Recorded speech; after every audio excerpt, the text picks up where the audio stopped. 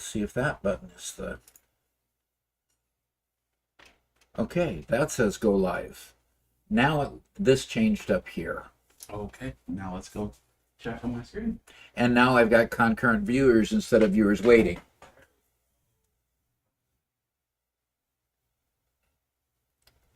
Okay. All right.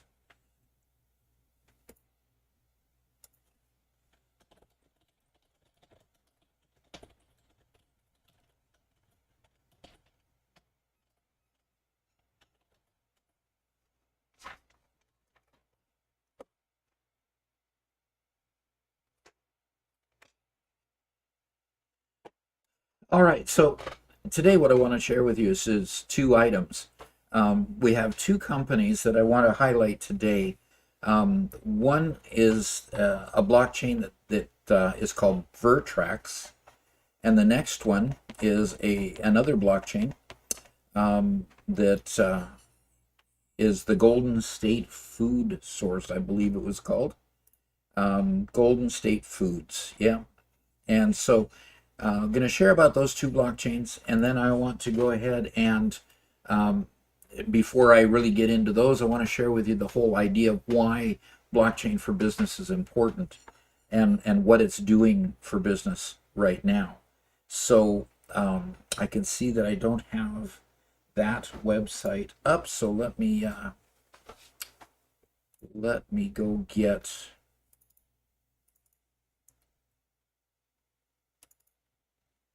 There we... Okay, interesting.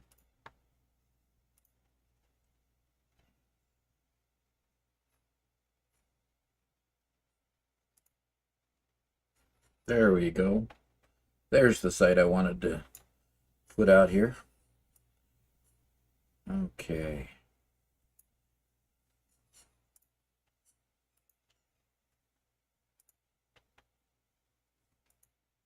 Okay, now let me get that on the screen. And I want to share with you. Oh, my head is being chopped off, Robert. Okay.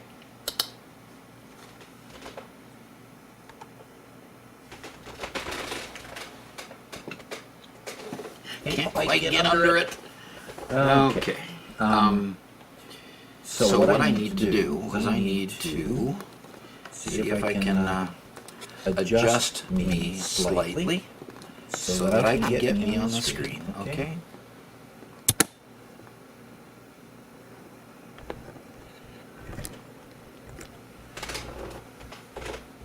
All right. Let's move me back over. All right. That works.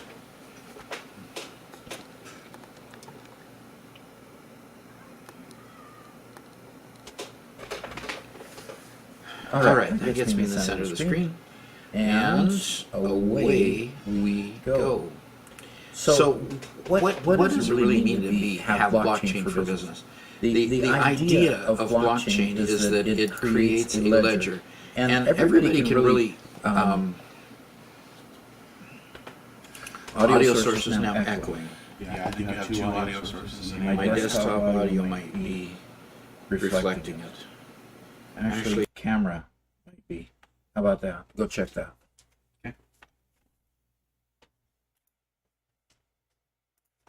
Okay.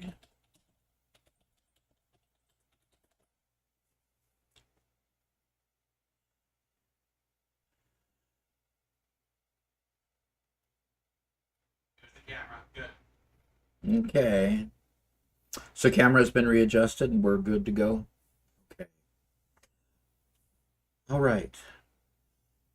So what I wanted to do is introduce to you today first what blockchain for business is really all about. See, blockchain for business is the idea of using blockchain, which is a technology that was introduced by Bitcoin, using that technology to manage certain business data.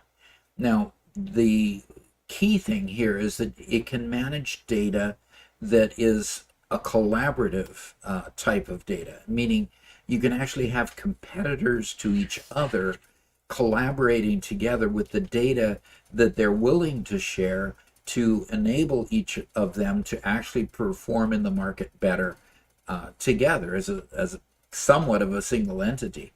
And you'll see what I mean by this as I explain a little bit more. So how does blockchain for business actually work? If we go actually look at the document here that I share, the way it works for business is on several little pillars, I would like to call them. First off, consensus. Each of the shared members of the group have abilities to get together, and each of the members that are part of the blockchain help to validate the data going into the blockchain, and that's what they call consensus. Replication. Each place that each member of the group, just like a node on the blockchain for Bitcoin, is able to replicate the ledger or the buildup of the data so that this data becomes validated and duplicated in several areas. Now, duplicating them in several areas allow several areas, like, maybe one company's in Massachusetts and then other companies in Colorado. Each of them are running a node, and the data is duplicated in those two areas and replicated in such a way that it makes the ledger stronger and has a less of an ability to be lost due to a natural disaster or other problem. Disaster recovery is built in that same way, where data is replicated across different data centers so that the data, it can't be lost if the one data center goes completely down for some reason. The next thing is immutability. Each block that is put on the blockchain is written there and is permanent. Now, if the record needs to be corrected, it's corrected on a new block as an addendum or an addition to the prior block's data. So if you're in accounting, for example, and a charge was put on there and you need to reverse that charge, you still see that the charge went on there, but the next block or a block succeeding that one would then be a correction to that particular charge. Just like maybe the quantities that went on a truck at a particular location, if it's a supply chain blockchain. If that's the case, then you have a X quantity, maybe 100 that gets put on the truck there, and when it gets delivered, maybe there's some spoilage along the way, and now there's 98 that actually gets delivered to the grocery store. Well, the next record then is that two items were thrown away because they spoiled in transit, and there were actually 98 delivered to the next stop. The nice thing about blockchain is that it carries an immutable record forward in the respect that you see all the transactions that happen along the way. The next thing is security.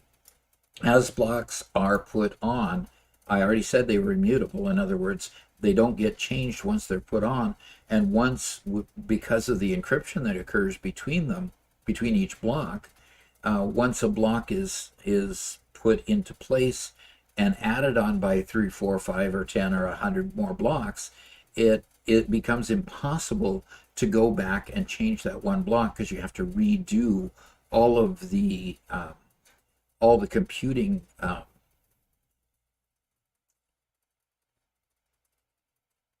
all the cryptography that's been done in order to lock those blocks down along the way. So because of these features, a lot of businesses have decided to put blockchain to work for them. And what I'd like to do is to showcase two of those businesses today. And the first one is a business called Vertex. And so the IBM blockchain is the company that was being used to implement the blockchain here. So IBM worked with a company called Chateau Software to develop this particular blockchain called Vertex.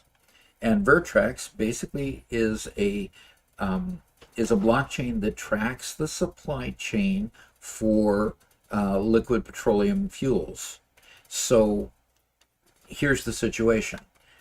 Here's the story here. It says, you wake up one morning to a frigid bedroom.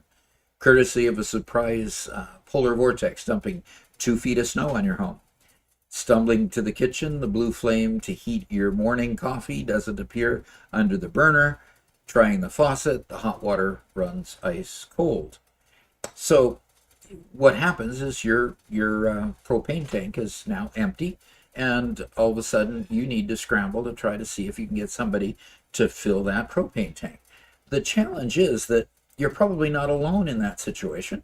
Probably several of your neighbors are also waking up in the morning and finding that their propane tank is either desperately low or it's gone out, and they need it be filled as quickly as possible. Well, how do the propane companies, for example, respond to that kind of immediate demand? Well, as a consumer, we hope that they just happen to have some stuff behind the propane company building and they could just fill up and bring it on over. Well, that might not be quite so easy. That might have to come from suppliers that are maybe many miles away. And what this blockchain was meant to do was to help to coordinate that supply chain and get the fuel to the people who needed it as soon as possible. So Vertex specifically meant to do that in the oil and gas industry. Example, of course, I gave was liquid petroleum, but the bulk liquid distribution industry, they call it. And so Chateau Software got together with the two Connecticut companies, IBM Blockchain and Chateau, put together a blockchain that would service several companies in the local area. So as it built and as it began to be put together, we've got kind of an interview thing going on here in this particular article. So basically, Vinny is that guy right there. So he's in the middle of this picture here. So Vinny says the problem we're trying to solve with the Vertex blockchain is one that's been there for decades. There's a lack of visibility in the supply chain. Well, frankly, my experience in business is that they're not the only ones that have a lack of visibility in their supply chains. Everybody has that same challenge, and ERP systems and other software systems have attempted to solve that problem, but they're on a one company at a time basis. You've got to hope that your ERP system can connect with your supplier's ERP system, and that their supplier's ERP system connects with their suppliers, and on down the supply chain, so that when you get your components at your destination, you can also see why you're not getting other components and be able to track that supply chain back and find out who you need to help to get your products back up and running so that you can move forward. Well, here it says the bulk liquid transportation supply chain is very complicated, tens of thousands of potential participants, refining companies, storage companies, transportation companies. It goes from hand to hand as the excuse me, as the LP gas is refined from bulk oils that we get in barrels from various sources, either over the seas or in our own country here. So all of these gases and liquid fuels all come from the same source. It's bulk oil. So you've got this hugely complex supply chain, and you need to figure out, okay, where can I get my hands on some liquid petroleum gas or LP gas or propane? So the whole idea then is they needed to start with what they call a minimum viable product here. That's what MVP stood for. So the first thing they had to decide is, what's the minimum product they could put together in order to make everybody be able to begin to contribute, and then they could build more features onto this once they have the participants getting involved. And once they get involved, they can refine the requirements and build more. So with the Vertex blockchain, they're getting weather data, logistics data, transportation data, and even other pieces of data to be able to give that information to suppliers and to everybody who needs to source or find the propane, gas, or oil to fulfill their customers' needs. One of the key requirements was that they wanted the blockchain solution that could work also in a multi-cloud environment. So one of those requirements was that, hey, if we're going to get people involved here, it is likely that even though we're going to IBM blockchain, and the IBM blockchain's primary focus is to use the Amazon Web Services or AWS, we might find other providers and other suppliers out there that use other cloud environments, and we wanted to be able to make sure this blockchain not only could connect client to client, but also could connect cloud to cloud. So they deliberately created this blockchain so that it could use several different cloud environments besides AWS and still talk back and forth with them like that.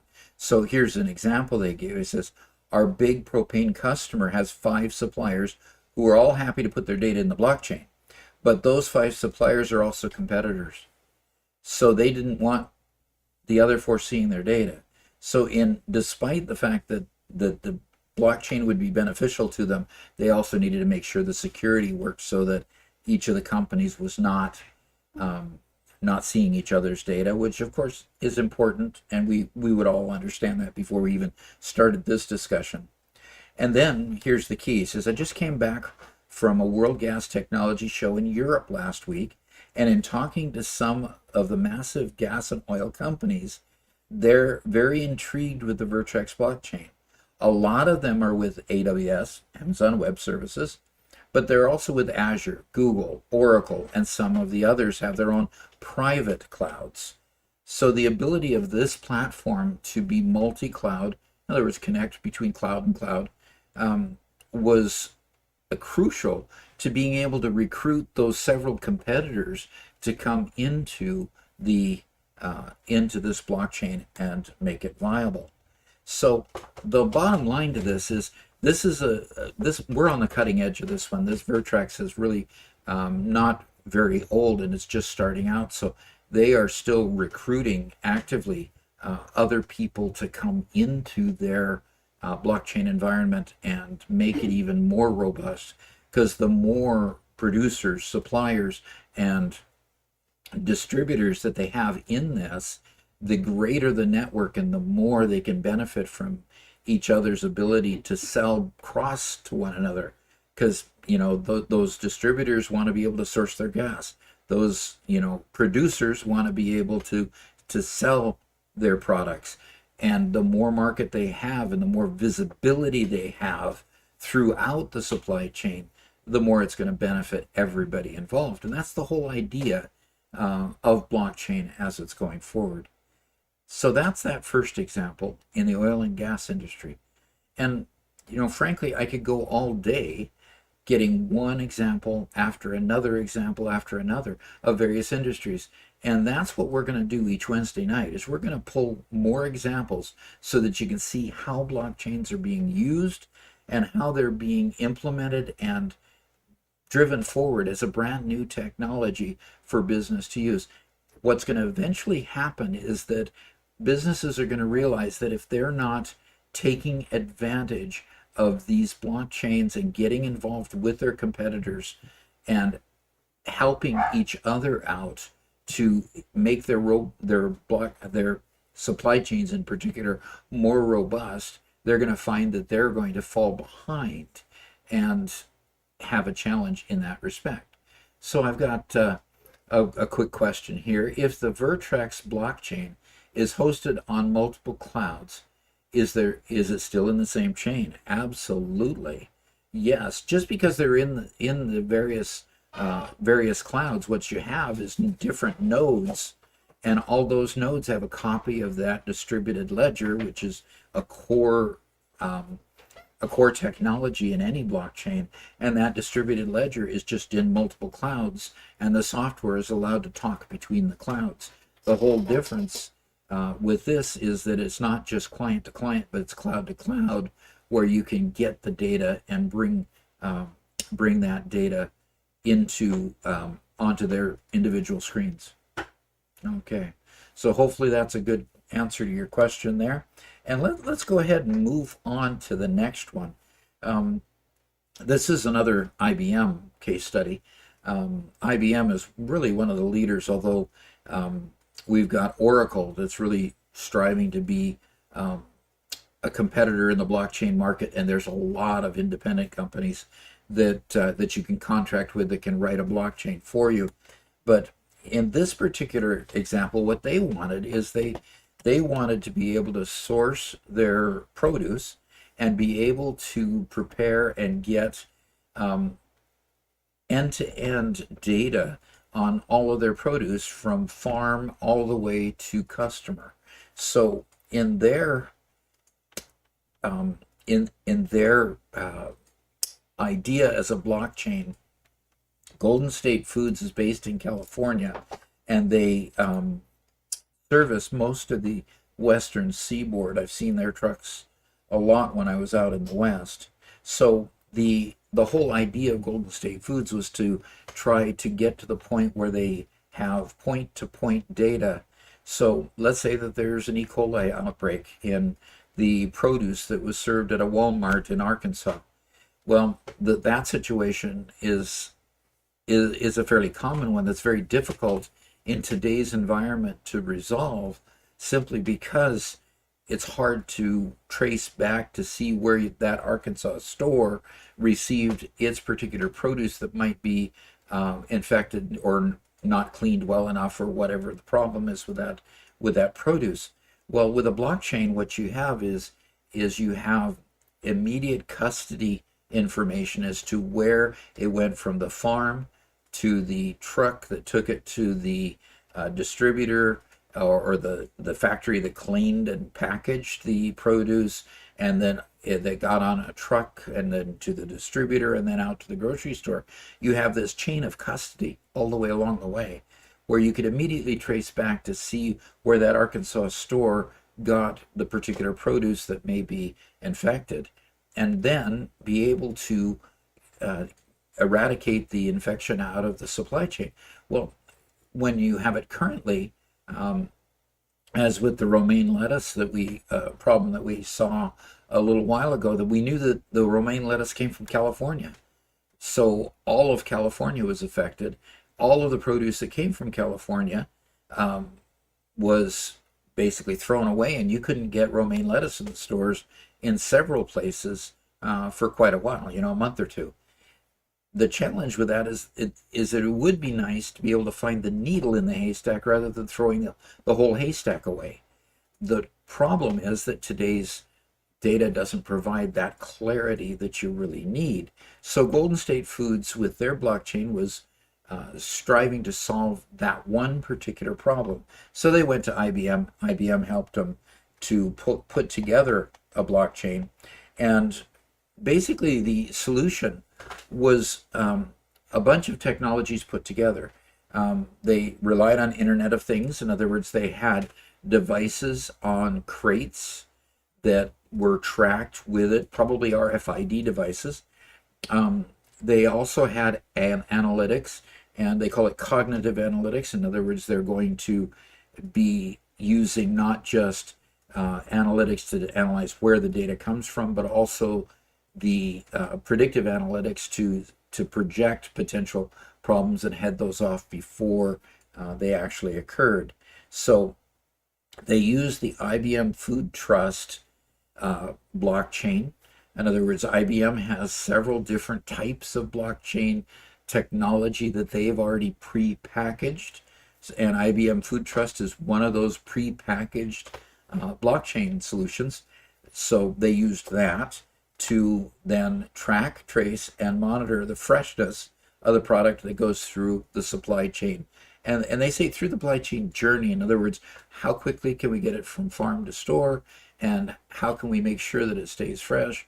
Good refrigerator trucks, the good technology that gets it to the store as fresh as possible, so it lasts on the shelves and the stores don't throw away quite so much of it. So as well as providing inventory visibility at all times through the shelf life of the item. So, it's really important. It's hard, like for example, bananas. I'm just amazed that they can actually get bananas from the farm all the way to the store. Because I know when I bring a banana home, it's good for about 3 or 4 days, and then it's a little bit on the ripe side. It might be good for banana bread and stuff after that, but to get a good fresh banana home and eat it, you got to eat it within 2 or 3 days of getting it home. So this becomes an incredibly important tool to be able to get it from farm to market as quickly as possible.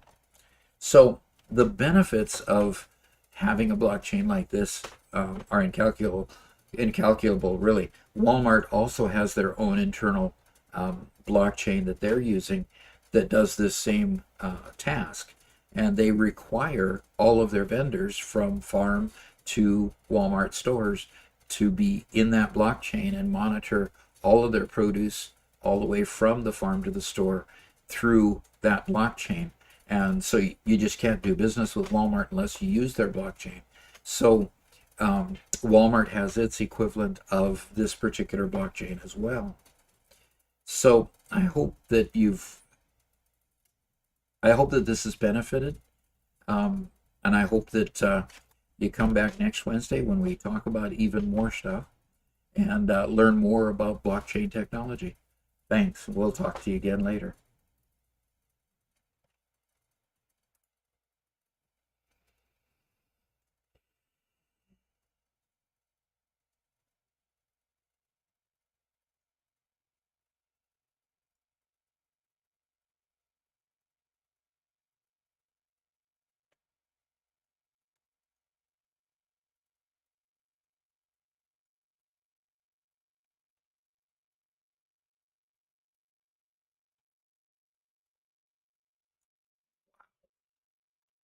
You came in late, sorry. Yeah, it came in really quite late. With that 30-second delay there, Okay. Well, our first one's in the can.